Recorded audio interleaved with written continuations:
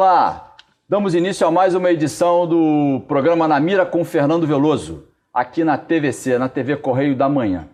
E eu vou andar rápido, porque o nosso entrevistado de hoje vai ter muito assunto, a gente vai falar de muita coisa. Ele é inspetor de segurança do Legislativo Municipal, mas é muito mais do que isso. É especialista em segurança pública e corporativa. Ele já foi responsável pela segurança da segunda maior rede de fast food do Brasil, com mais de 300 pontos de venda no país. Coordenou 800 vigilantes e agentes de segurança que prestavam serviço a agências bancárias. Ele já foi também corregedor-geral da Secretaria de Ordem Pública do município do Rio de Janeiro. É graduado em Gestão da Segurança pela Estácio de Sá, tem certificação internacional em segurança pela American Society Industry Security. Acho que saiu, mais ou menos.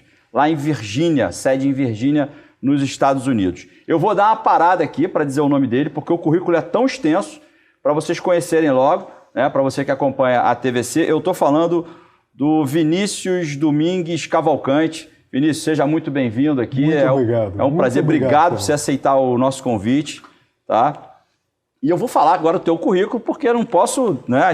Eu compilei aqui ao máximo. Olha, é elogio de amigo. Isso é elogio de amigo. Não, olha, o Vinícius, ele tem, só para a gente saber o quanto a gente vai poder te explorar aqui. O Vinícius, ele tem cursos na área de segurança de dignitários, telecomunicações policiais, técnicas de abordagem, tiro de combate, segurança hoteleira e turística, cursos vários de inteligência, aperfeiçoamento de supervisão de segurança patrimonial, análise de risco e segurança, técnicas de avaliação das condições de segurança física de instalações de qualquer natureza, ou seja, aqueles colapsos, né, de prédios e tal.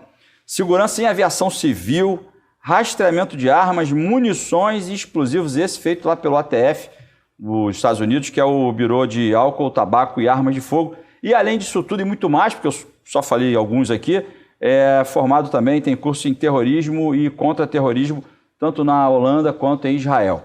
O Vinícius também participou de congressos, seminários, conferências nacionais e internacionais, falando de assuntos, né, seminários esses promovidos muitos pelo Ministério da Defesa, pela Escola Superior de Guerra, pela Escola de Comando do Estado-Maior do Exército, Escola de Guerra Naval, Petrobras, ABIN, Senasp e tantos outros. Sobre segurança hemisférica, defesa nacional, segurança pública, turística e hoteleira, segurança empresarial e terrorismo, que é uma das especialidades dele, estudos estratégicos, geopolítica no século XXI, armas de fogo, inteligência, e em Londres ele participou do Congresso Internacional sobre Contra-Terrorismo. E não acabou ainda, ele também é instrutor convidado das polícias militar, civil, federal, do Fuzileiro Naval, da Senasp, em conjunto com a ONU, inclusive. Ele dá aula de técnicas de abordagem, de cursos de arma, explosão, armas, explosivos e munição. Até eu já estou me enrolando aqui de tanta coisa.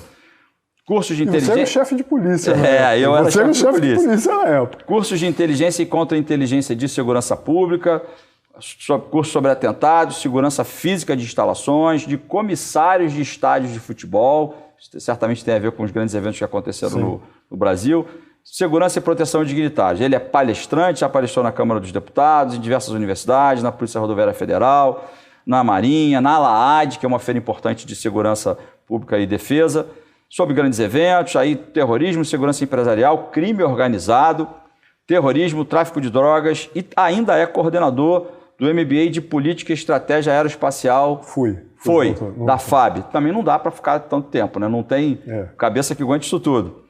Eu vou pedir para colocar aqui o link de diversos artigos e livros que você publicou, porque se eu continuar falando do teu currículo, a gente não vai poder te explorar, e o que eu quero é explorar.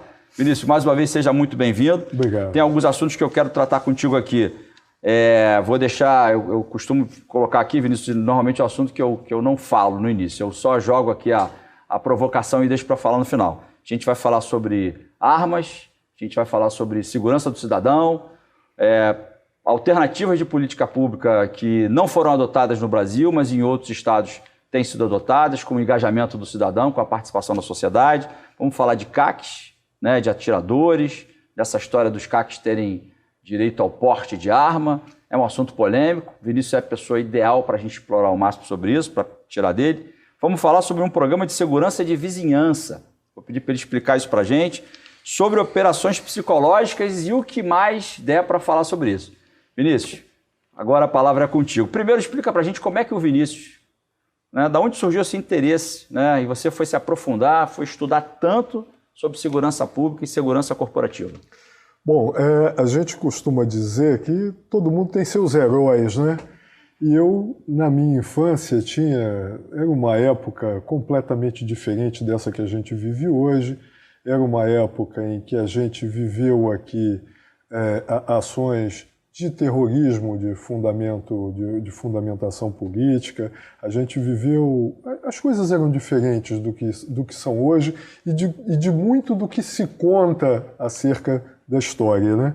E naquela época, meu pai, ele era militar, era fuzileiro naval, e vivia enfronhado nessas ações de contra do que seria o contra-terror, né? De inteligência e de contra-terror.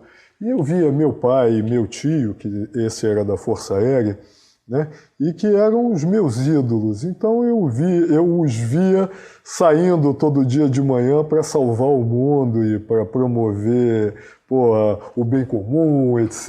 e tal. Então não era uma questão assim de exaltação da tortura, das coisas negativas, muito pelo contrário. Tá? Eles estavam ali para defender os cidadãos, para defender as pessoas, para combater o mal, né? Que é o mal que botava a bomba, o mal que sequestrava, o mal que, sob a alegação que se quisesse fazer, mas era o mal que promovia essas ações adversas. Então eles eram os meus ídolos. E talvez ao longo do tempo a gente tenha tanto interesse ou tanta vontade de copiar os seus ídolos, copiar os seus...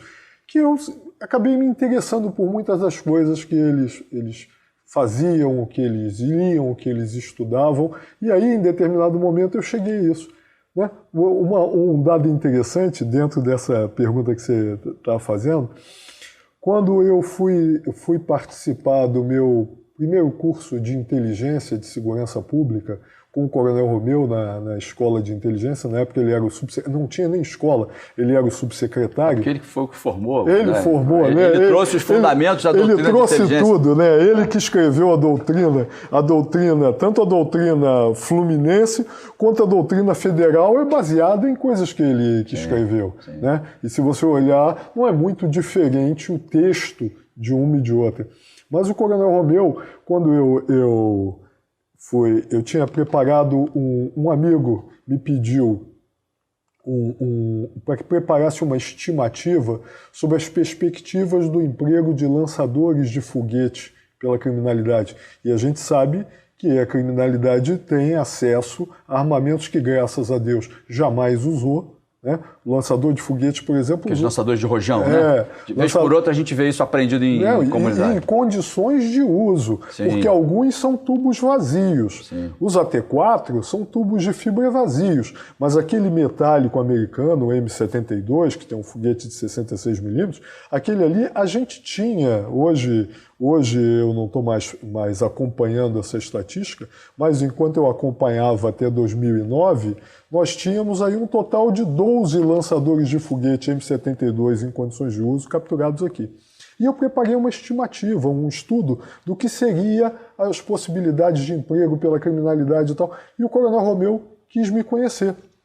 E aí ele chegou e falou, como é que começou seu interesse? Eu falei, meu pai e meu tio, que eram os meus ídolos, eram cursados. Eles fizeram curso de inteligência? Eu falei, fizeram, sim, senhor. Fizeram na ESNI? Eu falei, não, senhor, no Exército, no CEP. Aí ele falou, eu sou do CEP de 69. Eu falei, não, o papai é do curso do General Ibiapina, eu acho que o papai era 67 ou 68. Como é que era o nome do seu pai? Eu falei, o senhor vai lembrar? Aí ele fechou aquelas telas, ele trabalhava com vários notebooks, né? Ele fechou as telas, abriu um programa Word Perfect, e tinha lá, começou a correr o nome, e ele falou, tá aqui, primeiro semestre de 68 e tal. Eu falei, quem é que tem no seu notebook a relação daqueles que cursaram antes dele? Né? Aí, ele, como homem de inteligência, sabe o valor que a informação tem, né? Olha aí, tá vendo? Que bom que você foi inspirado nesse sentido. Sim. Que bom que, quando a gente tem exemplos assim, que a família orienta a gente, né? Que a família orienta, e aí olha o caminho que você trilhou, mas vamos explorar esse caminho aí, Vinícius.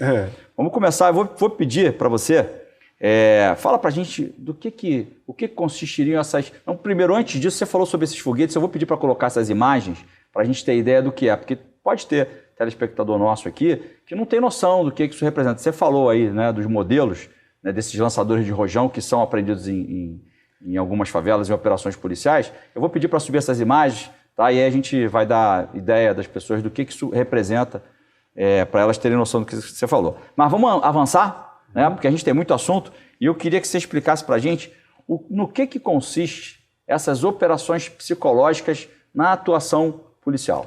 Olha só, a gente tem uma ideia, aliás, mesmo a população que é um pouco alheia à nossa atividade de inteligência, ela tem uma ideia de que hoje virou lugar comum dizer que, tem que fazer segurança com inteligência, tem que fazer ação de polícia com inteligência.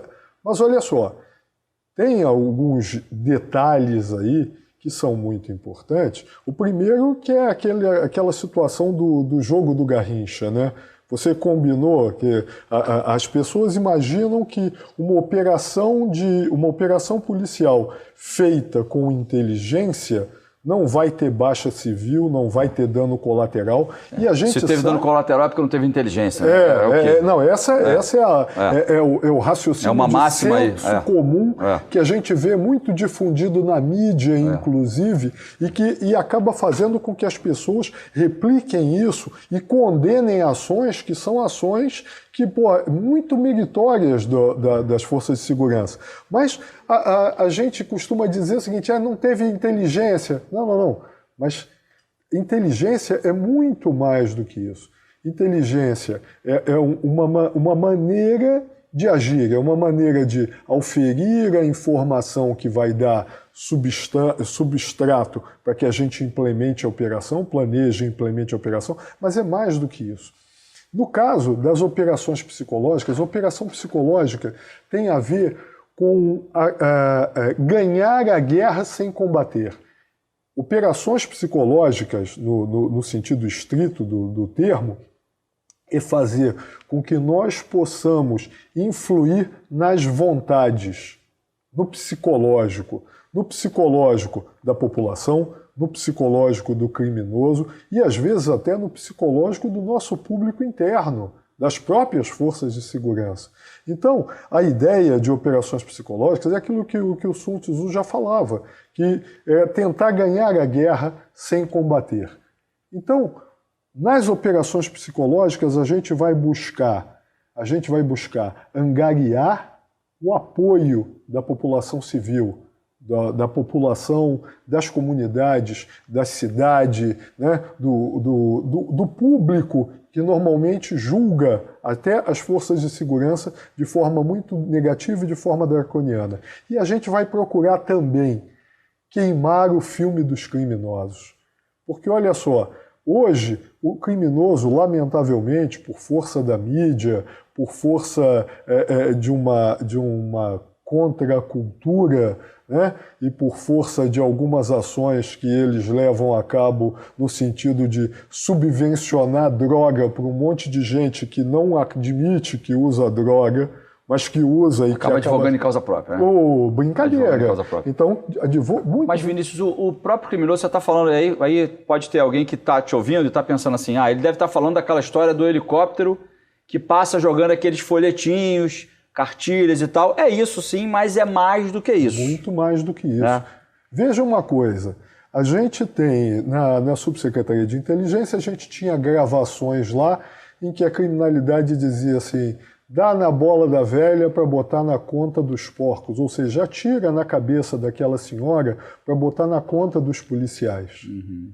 Isso que eles fazem é uma operação de inteligência adversa, uma operação de inteligência dos criminosos. É uma operação psicológica, né? Sim. Eu estou lembrando de caso aqui, você tinha dado uma olhada nisso, inclusive tem um artigo teu que eu vou pedir para subir o link agora, que você escreveu no site da segurança. Eu vou colocar aqui para quem tiver interesse de conhecer melhor isso. Eu percebi o seguinte, isso já é comum, né? Normalmente é utilizado pelas forças militares. Sim. Parece que foi utilizado no Vietnã, foi utilizado na Segunda Guerra. Praticamente todas as guerras, Fernando, e utilizado também em situações que não são de guerra propriamente. Veja que os quadrinhos nos Estados Unidos, os quadrinhos do Super-Homem, né? Mas o Super-Homem foi utilizado na Segunda Guerra Mundial, nas histórias vencendo os nazistas e vencendo os japoneses. Sim, mas eles utilizaram isso nos anos 60, havia uma novela radiofônica, naquela época o rádio era muito comum, e eles utilizaram uma novela radiofônica do Super-Homem para queimar a Ku Klux Klan, que fazia todo um proselitismo de racismo contra a comunidade negra e comunidade judaica. Então o que eles fizeram? Eles utilizaram a novela radiofônica para caracterizar a Klan como um grupo extremista, um grupo negativo. E aí vai fazendo a cabeça das pessoas que estão naquilo ali. Exatamente. Né? E nós não fazemos isso. Nós permitimos que o tráfico... Ou a gente faz o contrário, né? Não, nós glamorizamos. A gente vive ao contrário. O criminoso ele é glamorizado, o policial é demonizado, né? E às vezes as pessoas que até não têm experiências ruins com a polícia, por acaso, não chegaram a ter experiências ruins, mas elas têm preliminarmente uma leitura negativa por conta dessa operação psicológica que é feita... A operação psicológica diversa. E se prendem a experiências que não são dela. Sim. Tá? E que muitas das vezes foram, vamos dizer assim, hipertrofiadas ou hiperdivulgadas ou hipervalorizadas por canais que são tremendamente suspeitos. Você sabe o que eu achei interessante ouvir? O exemplo que eu ia falar do Vietnã, né? O americano, ele tomou bomba lá, né? Sim. Sofreu lá a beça. Mas você sabe que eu li, né, rapidinho, vindo para cá, que eles chegaram a utilizar com os aliados deles, que eram os sul-vietnamitas, eles gravavam áudios com vozes assim tenebrosas, e esses áudios eram reproduzidos até pelas aeronaves, ou eles encontravam formas de reproduzir, porque há uma tradição lá de que as pessoas, se elas não forem enterradas no lugar onde elas nasceram, as almas ficam penadas, ficam voando ali. Uhum. Então o americano foi lá com o sul-vietnamita lá, ele gravava aqueles áudios e ele reproduzia aquilo como uma forma de perturbar a cabeça daquele oponente para fazer com que ele, de alguma forma, se incitasse a ele se render. E o público interno, ele fazia aquilo para que o Vietcong não encontrasse apoio no público interno. Exatamente. E a gente tem muitas situações. Você vai... Não sei se as pessoas que nos assistem vão ter esse tipo de referência, talvez alguns mais velhos, mas quando que não é o meu caso. Não, e também não é o meu, né? E também não é o meu. Mas na Guerra da Argélia, na independência da Argélia, nos anos 60, foi famoso até por um filme chamado Batalha de Argel, que mostra como os paraquedistas franceses, utilizando de inteligência, mas também utilizando de tortura e de meios muito duros, conseguiram reverter a questão do sucesso da guerrilha argelina contra a ocupação francesa na Argélia. Então, a gente hoje, a criminalidade, uma coisa que você sentiu na pele, eu sei que você sabe, quantas vezes eu vi você falando isso na TV, né?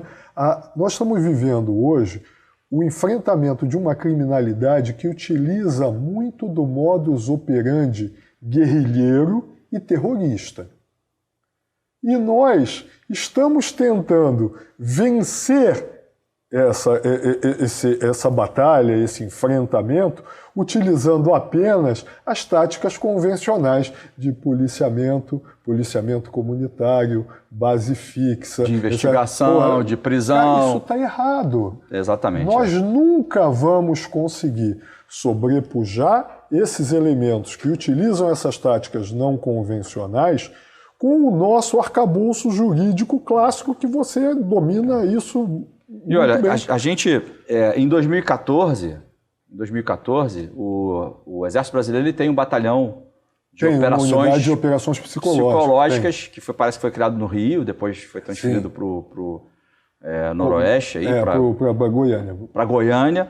né? E ele chegou a atuar, chegou a utilizar esse tipo. Eu fico imaginando aqui que parece que a gente está falando de uma coisa assim, vamos hipnotizar os nossos... Não, não é nada disso. Mas o fato é que é uma estratégia que não pode ser desprezada se nós vivemos uma guerra contínua aqui, porque não é uma guerra que ela começa e termina, ela está aqui, ela está presente no Rio de Janeiro há décadas. E nós estamos vivendo hoje um enfrentamento onde a criminalidade, a mídia que glamouriza a situação do bandido, tá, e que ensina tática para os criminosos mais desatentos no âmbito da novela das 8, isso é um absurdo, mas Sim. acontece. Tá? A gente não está fazendo todos os deveres de casa que poderíamos fazer. A ideia, por exemplo, é a seguinte, quando eu disse que a gente tem a gravação de que dá na bola da velha para botar na conta dos porcos. Tá? Alguém já viu isso? Nós não falamos isso para as pessoas. Nós não mostramos para as pessoas aquele dado de inteligência com o qual nós trabalhamos no nosso processo investigativo e que tem a gravação em que o criminoso fala não, a gente faz e depois incita a população, a gente obriga as pessoas a irem para a rua. Então, quando a gente fala de operações psicológicas, a gente precisa pensar em queimar o filme dos criminosos. Existia um pensador, o que era o Gregório Grivas, que era um grego que atuou contra a ocupação britânica no Chipre, nos anos 50, início dos anos 60. Ele era um militar grego com experiência de guerra e que estabeleceu inúmeras normas, premissas para funcionamento, para operação de insurgências. Né? E ele costumava dizer o seguinte, que o guerrilheiro no campo é como o peixe no mar. Então vieram alguns pensadores de contra-insurgência britânicos e disseram, então nós vamos tornar o mar tão salobro, tão quente ou tão frio, de forma a negar a liberdade do peixe. Então, olha só, a gente não coloca a fotografia do criminoso, a gente não exibe a fotografia do criminoso como às vezes a gente exibe a fotografia dos policiais em operação. E se a gente for fazer assim, a gente está falando de guerra, pode ter alguém que está assim, mas vocês estão falando de coisas diferentes, está citando exemplos de época, mas nós temos algumas semelhanças aqui, por exemplo. O Rio de Janeiro, né, nós já passamos por um processo na época das UPPs e tal, porque a criminalidade violenta aqui, que é o que nos aflige mais, porque o que mais aflige o cidadão brasileiro, eu acho que mais do que a criminalidade é a violência que resulta dessa criminalidade. Porque a gente vai em outras grandes capitais, você vai a Madrid, né, Nova York, você vai em qualquer lugar do mundo, você é furtado, tem crime lá. Só que não tem a violência, você não vai ser abordado com um fuzil lá para roubar o seu carro. Então há semelhanças, por exemplo. Essa dominação de território, ele se assemelha, de certa maneira, a uma guerra tradicional, porque é o que o país faz lá. Ele vai lá e tira o domínio daquele território, daquela nação. Né? Então aqui nós temos áreas que são dominadas, né, por narcotraficantes, né, por guerrilheiros, inclusive. Lá ele impõe a lei dele. Ele impõe a lei dele. E a gente, né, então, eu queria muito explorar essa tua fala contra essa história, porque eu vejo que você escreve sobre isso há muito tempo. Há muito tempo que você sustenta isso, eu acho que é algo que está passando. A gente, vez por outra, pode até usar alguma coisa nesse sentido, mas nós desprezamos solenemente essa estratégia. Operações psicológicas para queimar o filme da criminalidade tem que ser um objetivo permanente. Permanente. E é contínuo. Né? E aqui a gente não está falando de mascarar a verdade, nem de manipular a verdade. Não é nada disso. Não, é fazer a leitura que interessa à turma do bem. Sim, porque exatamente. A turma do mal está lá. Ela está lá. Ela está presente lá, está fazendo lá o tráfico, a milícia, extorquindo, enfim, eles estão roubando carga.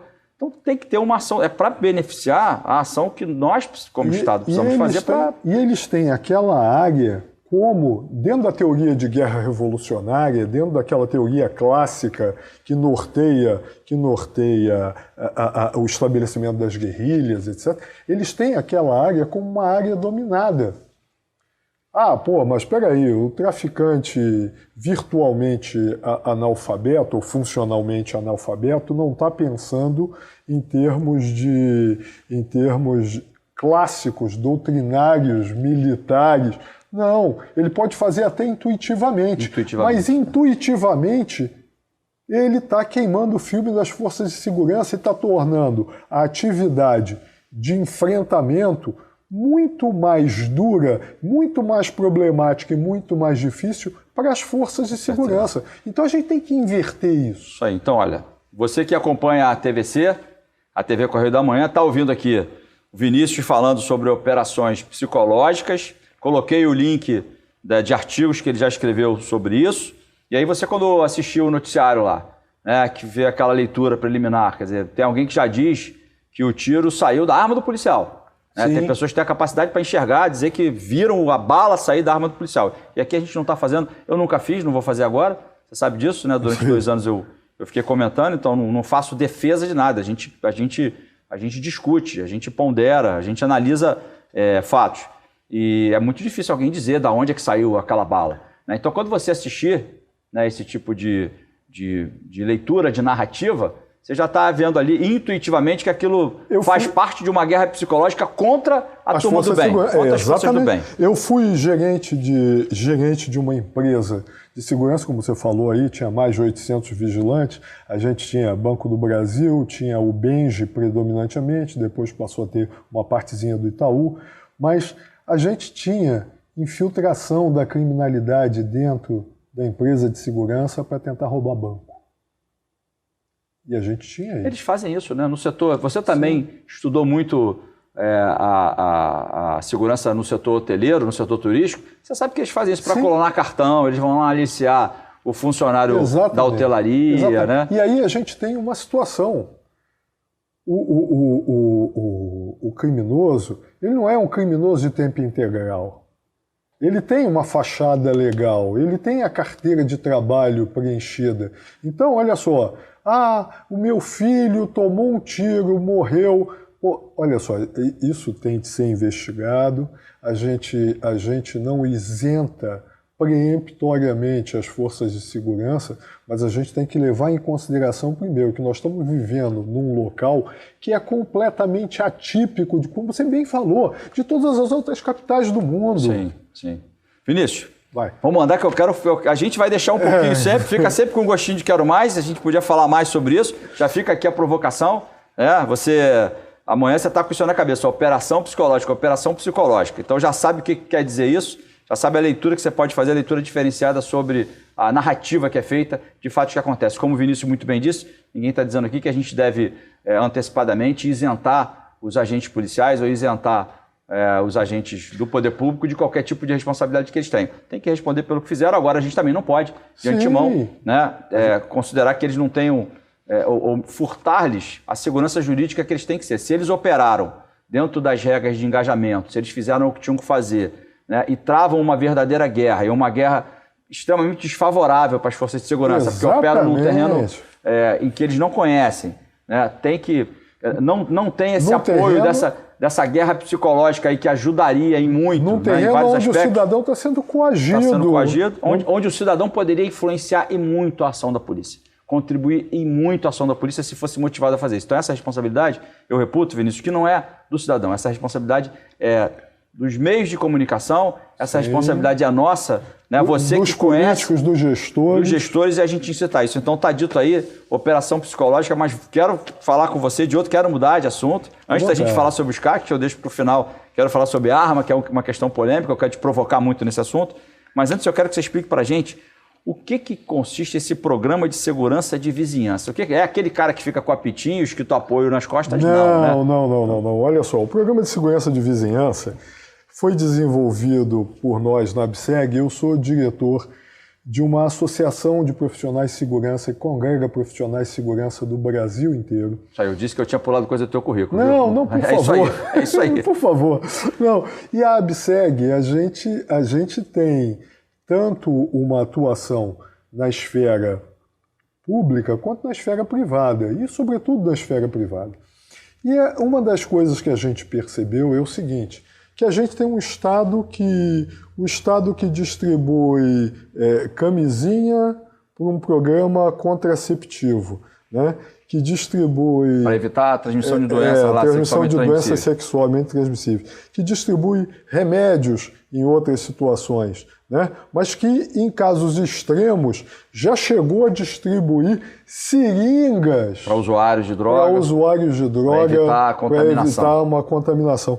Então, a gente tem esse Estado que faz isso tudo, é o mesmo Estado que não é capaz de proteger seus cidadãos de uma sanha de violência que é visível, que está acontecendo em todas as instâncias, em todas as unidades da federação. Então, uma das nossas ideias foi a ideia de estabelecer um programa de segurança de vizinhança para capacitar as pessoas, sobretudo aquelas pessoas que são mais vulneráveis, que são idosos, aposentados, que são mulheres e jovens, que não se precaveem, tá? Que não se ligam, né, em nada de segurança. Fazer um programa em que a gente pudesse instruir essas pessoas para tornar essas pessoas alvos menos fáceis. Menos vulneráveis. Menos vulneráveis. A ideia aquela história do tripé. Endurecer os alvos. Do crime, né? Para que o crime aconteça, você tem que ter alguém disposto a cometer o crime, o criminoso. Esse a gente não incide em cima dele. Esse está lá, não tem jeito. Isso aí são políticas macro que vão influenciar para essa pessoa deixar de tomar essa decisão ou não. A gente tem que ter a vítima, né? E tem que ter oportunidade. Porque se a oportunidade não surgir, e esse criminoso, o criminoso nunca procura a vítima mais difícil. Sim. Ele vai sempre na vítima mais fácil. Você está dizendo que... Estou tentando traduzir aqui em algumas palavras para facilitar o entendimento. É alguma coisa que pressupõe o engajamento da sociedade, né? Aí a gente já vai começar a discutir com uma máxima que impera aí, que as pessoas dizem assim, não, é a obrigação do Estado me dar a segurança. O Estado não me deu segurança. Sim, é a obrigação do Estado, mas está lá no artigo 144 da Constituição Federal, né? Segurança é dever do Estado, direito e responsabilidade de todos nós. Então, essa coisa de dizer que isso é problema... E a gente já viu essa fala até a nível de ente federativo. O governo federal, isso aí é problema do... Isso, felizmente, está superado. Então, esse programa de segurança de vizinhança, ele pressupõe o engajamento do cidadão através de uma qualificação, em que ele receberia orientações através de palestras, enfim, esse movimento, né, aconteceria para que ele se colocasse numa situação menos vulnerável em uma série de situações. Aí eu vou aproveitar, vou fazer esse gancho aqui. Você tem eu vi que você tem publicado na tua rede social uma matéria que você fez que fala sobre orientações, o que as pessoas devem fazer quando estão caminhando, quando estão dirigindo, inclusive, no estacionamento. A gente escreveu isso para servir de base para a cartilha que nós queríamos. Então, porque a cartilha tem que ser ilustrada. Eu já roubei isso do teu site. Eu já roubei isso do teu site, estou pedindo para puxar aqui agora, vai subir, tá? Parte disso aí eu já roubei do teu site. Vai ser muito legal, disponham. Tá, então assim, você cita o modelo britânico também, né? Que ele seria... Explica pra gente como é que funciona o modelo britânico. Olha que se assemelha a esse programa de segurança de vizinhança. Veja só uma coisa. Na Grã-Bretanha toda, tá? Na Grã-Bretanha toda, você tem menos gente morrendo em função do terrorismo clássico, do terrorismo islâmico, do terrorismo do antigo exército republicano irlandês, enfim. Você tem menos gente que morreu por conta do terrorismo do que aqui no Rio de Janeiro, na cidade do Rio de Janeiro, por força das ações da criminalidade. Então, lá, a todo tempo, as pessoas concitam a participação do cidadão, chamam o cidadão para participar. Se você vê alguma coisa, se você ouvir alguma coisa, se você suspeitar de alguma coisa, fale conosco. Isso aí. Estou subindo várias lâminas que você postou quanto a isso, que são esses sinais que o governo britânico coloca, incitando as pessoas a fazerem a... Sim, aliás, você pode buscar isso no PowerPoint e colocar para as pessoas, vai ser uma coisa bem legal. Já está feito, amigo. A gente está falando aqui agora, isso já está subindo, a edição já está fazendo isso, para as pessoas verem o que você está falando aí, como funciona em Londres. A gente aqui no Brasil perde muito mais gente, mas as pessoas ainda têm aquela ideia de, não, segurança é com a polícia. Segurança é com guarda, com vigilante privado. Eu quero até falar de guarda. Eu quero até falar de guarda, mas antes disso, é isso ou então você tem aquele político. E aí vamos criticar o político aqui também, né? Bom. Aí você tem aquele cara que vem ao salvador da pátria e diz, não deixa que eu vou resolver tudo. É tudo, eu vou resolver tudo. Eu vou tomar a medida X ou eu vou aumentar a pena Y, né? E aí a gente tem essa onda de conveniência política que acaba não avançando no sentido de chamar o cidadão a participar da segurança, que eu acho que esse é o ponto importante que eu queria explorar contigo, Vinícius.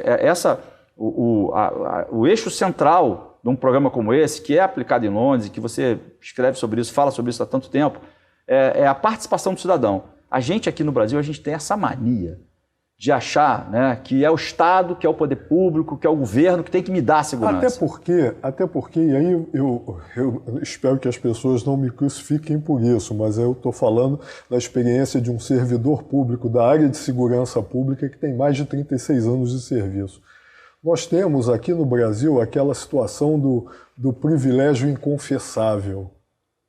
Então, olha só, só eu tenho a arma e só eu coloco a minha arma ou a arma que o Estado me autorizou a usar a serviço da segurança do cidadão suplementarmente. E isso é que...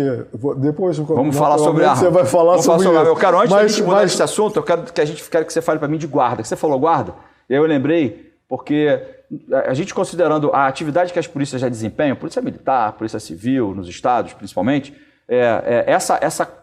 essa conscientização, né, para que as pessoas se tornem menos vulneráveis, para que aconteça menos a oportunidade, né, e elas sejam potencialmente menos vítimas de crime. A gente precisa ensinar segurança para elas. Isso, um canal importante não seria, dentro do contexto de segurança pública, a gente elevar as guardas municipais nesse contexto? Olha só, eu particularmente acredito que as guardas municipais são polícias metropolitanas por excelência. Agora, elas devem ser de verdade. Lamentavelmente, as coisas no Brasil nascem erradas, ou nascem por caminhos tortuosos. E nascem por caminhos tortuosos, às vezes, para atender a esses privilégios inconfessáveis, aos interesses. Olha só, eles é assim, mas quem manda sou eu. É assim, mas a instituição é essa, mas a outra instituição... E a gente vê isso, eu vejo isso, isso praticamente toda hora e a todo momento, embora ninguém vá defender essas posturas publicamente. Claro. Vou te dar um exemplo. Vamos pegar o exemplo dos americanos. Lá você tem uma variedade enorme de forças de segurança. Então você tem a polícia do condado, a polícia do estado, a polícia da universidade, a polícia da NASA. Sim. Se houver uma ocorrência de segurança envolvendo o refém numa instalação nuclear ou numa instalação química grande em que você tenha uma força policial própria, você vai ter a intervenção lá do FBI, da equipe de resgate de reféns do FBI, né? Mas eles vão trabalhar em íntima ligação com o pessoal daquela área, com o pessoal que conhece daquilo ali, com a polícia local, a polícia da NASA, a polícia... Entendeu? Não, mas crime federal? Sim, mas olha só, se você fizer o disparo aqui e fizer errado, talvez aquele cheirinho de maçã verde seja a última coisa que a gente vai sentir depois do vazamento químico ou antes da explosão. Sim, então, sim. Olha só, precisa... Eu acho muito importante e muito interessante o conceito de que polícia quanto mais melhor, e cada um no seu quadrado. Isso aí.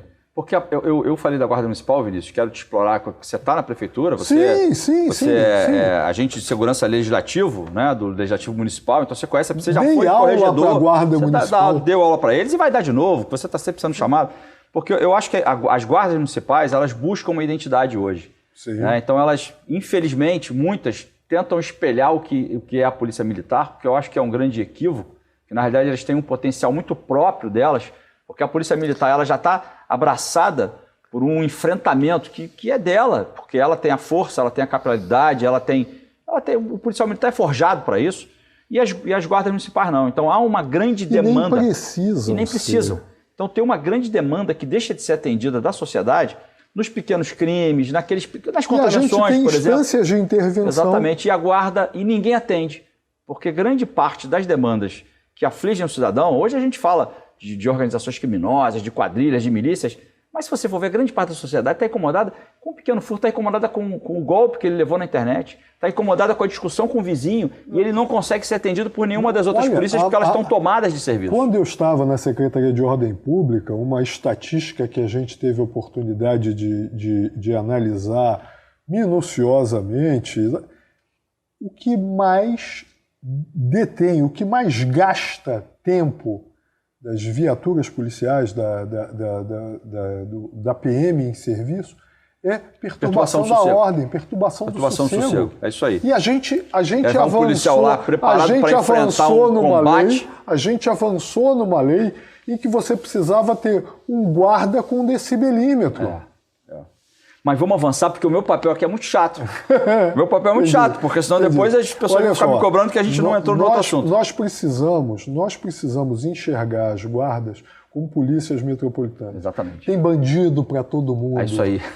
Tem bandido para todas as instâncias. Isso aí. E é terrível você colocar, por exemplo, em órgãos que têm segurança orgânica, e você tem responsabilidades de segurança, mas não tem arma de fogo, não tem colete. E guarda municipal não é vigilante. Não. Guarda municipal é polícia municipal. Exato. Deixa eu falar uma coisa só antes da gente mudar desse assunto do programa de segurança de vizinhança, que eu vou deixar a provocação aqui, já deixamos o link para quem quiser consultar e conhecer melhor esse assunto. Só uma última provocação. A gente está falando dessas questões, da capacitação do cidadão, do engajamento dele, para ele participar mais. E no Rio nós temos o Instituto de Segurança Pública, que é o gestor das reuniões do Conselho Comunitário. Então, esse ambiente dos conselhos comunitários, em que é aberto, né? Você tem membros natos lá, que são os comandantes dos batalhões, os delegados da área e outros agentes públicos, mas ele é aberto à sociedade. Então, é uma boa oportunidade para quem nos assistir aqui, que tem interesse, ir lá e cobrar o comandante lá, o delegado, e participa da reunião do Conselho Comunitário. Mas eu preciso avançar, Vinícius. Tá bom. Eu sabia que ia ser difícil contigo, eu não ia dar vida fácil para você, mas a minha também não ia ser nada fácil, eu sabia que ia ter que correr. Daqui a pouco eu olho o reloginho ali, ele está avançando. Vamos falar sobre um assunto que é polêmico, vamos falar sobre essa história dos CACs, vamos falar sobre esse negócio de dar porte de arma para eles. O que você pensa disso?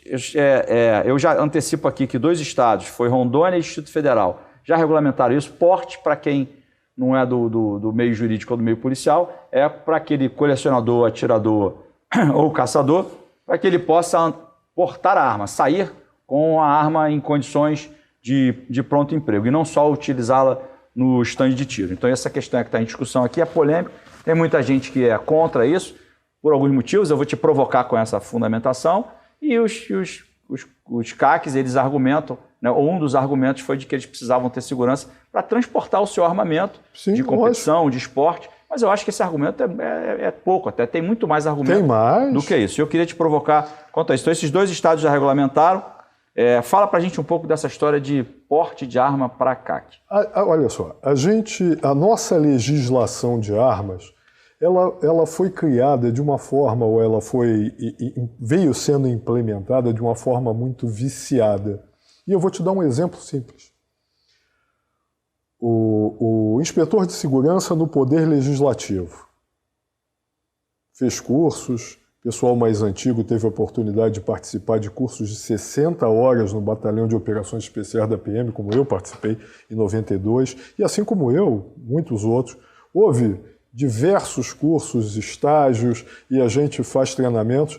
O elemento tem a responsabilidade de guarnecer a Casa Legislativa e o seu entorno, está escrito na letra da lei, mas ele não tem um colete balístico e ele não tem uma arma de fogo. Aí ele trabalha com a sua arma de fogo, ele leva a sua arma de fogo para a repartição, porque o problema que ele arranja, que ele pode arrumar no exercício do poder de polícia no âmbito interno, dentro da Casa Legislativa, acompanha ele do lado de fora. Isso até em decisão judicial de absolvição por porte ilegal. A gente tem a absolvição por inexigibilidade de conduta diversa, ou seja, o julgador percebeu que não tinha outra alternativa que não a de transgredir a lei. Mas ainda assim, a gente não confere, não usa ou não autoriza tacitamente o armamento para aquele grupo. Acho que você está querendo dizer o seguinte, que há uma coisa assim, né? Menos arma. Não, o preconceito. Tudo menos arma. Tudo menos arma. E aí eu já vou começar te fazendo uma provocação. A gente falou do CAC, quero te ouvir quanto a essa coisa de porte para o CAC. Né? O Rio, esse projeto ele tramita aí desde abril de 2019. Mas eu já vou embalar uma outra questão para a gente já ir polemizando aqui, aumentando essa polêmica. Qual é a tua opinião sobre armar ou não armar o cidadão? Se armar, como armar? Olha só. Então, estamos falando de CAC, estamos falando, já estamos entrando em cidadão comum olha só, também. Eu acredito, eu venho de uma família em que meu pai levava eventualmente uma arma automática que ele acautelava, ou seja, uma submetralhadora, ele levava para casa. Porque o trabalho dele... paramilitar. Sim, e o trabalho dele, a função de segurança interna, o trabalho que ele exercia, eventualmente demandava que ele tivesse... A arma de porte, a pistola dele não saía da cintura, tá? Como um backup, o revólver que ia na perna. Mas, às vezes, ele levava a submetralhadora para casa. E naquilo não tinha ameaça para nós. Eu briguei no colégio quantas e quantas vezes, algumas vezes bati, outras vezes apanhei, e não peguei a arma do meu pai para levar para a escola para matar o coleguinha. Então, olha só, eu sempre tive uma visão de que a arma é um instrumento. A arma é um instrumento, e que se pode matar com um lápis desse, se pode matar com um espeto de cabelo, se pode matar com uma gilete. Então, olha só, o problema não são as armas, mas na mão de quem elas estão. E como é que a gente define para a mão de quem elas vão? Hoje, a gente tem uma situação de que durante muito tempo, só aqueles que não respeitavam as leis tinham arma. A gente teve o Estatuto do Desarmamento, em 2007, salvo engano. Que era uma fraude, que era uma falácia, que infletiu contra as armas das pessoas de bem e que, por força daquela lei errada, ainda hoje você tem 80% das pessoas que recadastraram suas armas não recadastraram, não recadastraram de novo. Aquele prazo foi sendo ampliado por várias vezes. Não recadastraram de novo. E bandido nenhum devolveu a arma ali, né? Não, e você veja o seguinte, hoje, muitas das pessoas que recadastraram, como elas tinham que pagar uma taxa absurda pelo aquele instrumento de defesa do qual eles já tinham a posse pacífica, e olha só, quem não tem dinheiro na cueca, quem não roubava, quem não tinha dinheiro não contabilizado, quem não estava metido numa falcatrua, né, ou numa maracutaia governamental, quaisquer dessas pessoas que não estavam incluídas nessas categorias aí que a gente falou, 300 pratas é dinheiro, 600 pratas é dinheiro, e elas vão ter que, a cada período de tempo, gastar o dinheiro que elas não tinham para viabilizar a manutenção daquele bem. Então isso era um absurdo. Vamos fazer um choque? Vamos fazer um choque aqui antes que a gente comece a ir para os finalmente do programa. Nosso tempo está correndo ali. Eu falei que a minha função era chata. Eu sou chato, não. Vamos fazer um choque aqui. O CAC, o colecionador, o atirador e o caçador. São pessoas que já têm arma na sua convivência. São pessoas que usam a arma, que treinam com a arma, que têm acesso ao stand. Ou seja, a arma já faz parte da vida deles. Então está sendo discutido em vários estados, como a gente disse no início aqui, se dá ou não o porte a essas pessoas para elas poderem transitar com a arma. E você tem o cidadão comum, que é uma outra discussão, que eu já coloquei aqui para te provocar, se o cidadão comum deve ou não deve ter o porte, se a gente deve ou não deve facilitar o porte a esse. Não parece desarrazoado a gente estar discutindo isso, porque está discutindo essa questão do CAC, porque afinal de contas, o colecionador, o atirador, a arma já faz parte do mundo desses caras. Se a gente já está falando do cidadão, esses caras aqui não tem muito o que discutir contra esses caras. Concordo. A arma já faz parte do universo deles. Eu já vou guardar uma certa restrição quanto ao cidadão, porque aí a gente vai ter o cidadão, porque eu acho que andar armado, me corrija aí se você fica super à vontade, mas andar armado é uma decisão. Sim, quando a gente entra para a polícia... Que tem que ser subvencionado, inclusive, pelo treinamento, pela qualificação. Consequências. É uma decisão. É como casar, comprar um apartamento. É uma decisão que você toma ali, não dá para no dia seguinte, não é como tirar um paletó ou tirar um casaco e botar outro. É uma decisão que você toma que vai trazer consequências, vai te impor uma conduta diferenciada, porque você vai ter que ter uma atenção diferenciada, você vai ter que se dedicar à manutenção daquela qualificação, porque não é. Porque as pessoas acham que eu vou andar armado, comprei arma, comprei munição, deixei ali, o dia que eu precisar eu vou lá e pego. Não é isso. Não existe isso. É claro que não é isso. Né? A munição fica velha, ele tem que praticar, você tem uma conduta diferenciada quando você está sozinho, quando você está com a tua família. Então, é uma decisão que eu acho que aí sim é um direito que cabe a todo cidadão, e esse direito não deve ser suprimido dele, mas é uma decisão, e essa decisão tem consequência. Acho que o que a gente precisa é esclarecer o cidadão. Você quer ter uma arma, é um direito teu. Você quer? Sim. Então esteja consciente de que você vai passar por essas questões. Submeta-se a esse crivo, demonstre a sua qualificação e a sua capacidade e exerce o seu direito de defesa. Acabou. A gente vai ter situações, por exemplo, você vai beber. O cara quer beber um pouco mais. É incompatível. É incompatível. Você vai em determinados ambientes. É incompatível. Se você for armado, porque a arma também tem o seu valor. Então você pode não ser. A gente estava falando aqui há pouco de oportunidade. Sim. Se alguém souber que você está armado, você pode estar gerando a oportunidade para virar alvo de uma ação que você não viraria normalmente, porque ele vai querer roubar a tua arma, porque aquele é um instrumento de trabalho na mão do criminoso. Exatamente. Então, assim, eu falei isso tudo, né, querendo te ouvir, porque me parece uma falta de razoabilidade a gente ter essa discussão no âmbito do CAC para um universo de pessoas de que a arma já faz parte da vida deles. A arma não é surpresa. Essa decisão é uma decisão muito mais Concordo, mais fácil. E acho, porque o que acontece é que nós enxergamos isso pelo viés míope da ONG desarmamentista, do ólogo, né, do violenciólogo. Nós olhamos a questão das armas pela ótica míope dessas pessoas que durante muito tempo patrulharam, nortearam e ditaram como é que as coisas deveriam acontecer. Veja, hoje eu ainda acho que está cedo para que façamos essa avaliação de forma acurada, mas a gente já tem hoje uma estatística de mais armas e menos crimes. Hoje, a gente está gravando esse programa hoje. Hoje o Instituto de Segurança Pública, a gente acabou de referir agora, divulgou os números do último trimestre e todos os indicadores criminais diminuíram. Alguns estão na marca aí da mais baixa dos últimos 30 anos, tanto crimes violentos, letalidade violenta, homicídio, Sim. latrocínio, assim como roubo de carga, todos esses diminuíram. Então, eu queria te pedir uma coisa agora, a gente está caminhando para o final já do programa. Foi bom? Foi rápido? Né? Não, mas a gente fica com gostinho de quero mais, já deixo aqui ao vivo mesmo. Você inaugurou aqui, a gente nem falou no início, mas esse novo visual aqui do estúdio, é um visual novo, então o Vinícius deu prazer para a gente estar inaugurando isso. Obrigado. Vinícius, fala pra gente aqui, fala pro telespectador aqui do programa Na Mira com o Fernando Veloso, aqui na TVC, aquele que está decidido, que ele está pensando, eu quero proteger a minha família, eu quero exercer o meu direito de defesa, porque eu transito em determinadas áreas. O que você diria para essa pessoa que hoje está pensando, ele está em vias de tomar a decisão de andar armado? Olha só, eu acredito em uma arma em cada lar consciente, eu acho isso basilar. Tá? Agora, para sair à rua com a arma, a gente tem algumas situações que realmente justifica. Você está com a sua família, porque olha só, é muito fácil numa situação como a gente está sentado aqui, né, calmo, tranquilo, a gente não vai ter problema aqui, não precisa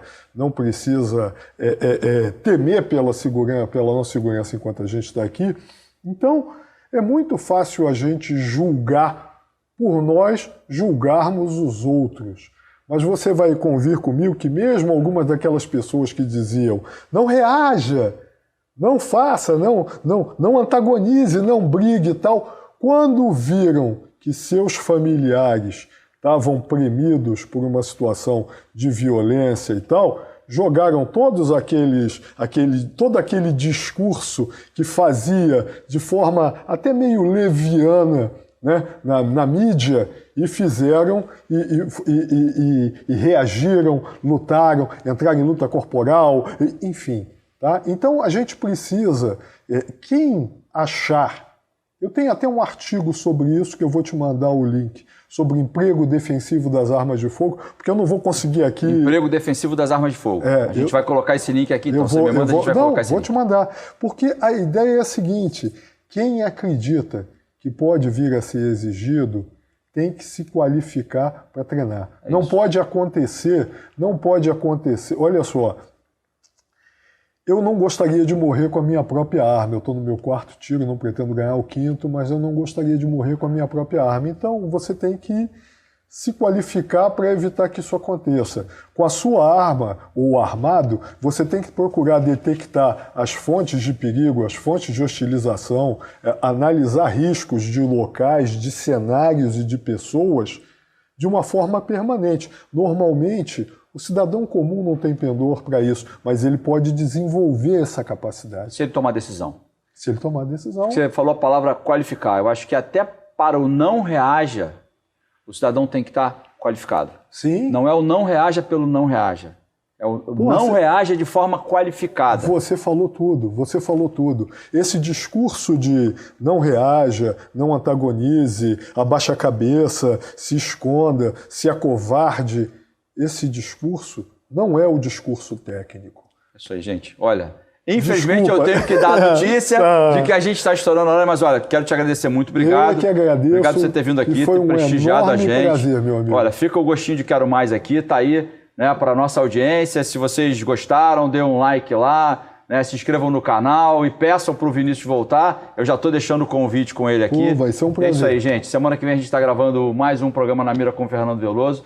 Obrigado pela audiência, Vinícius. Obrigado. Fazer um brinde aqui. Meu irmão. É isso aí, a canequinha brinde. Sempre faz. É isso aí.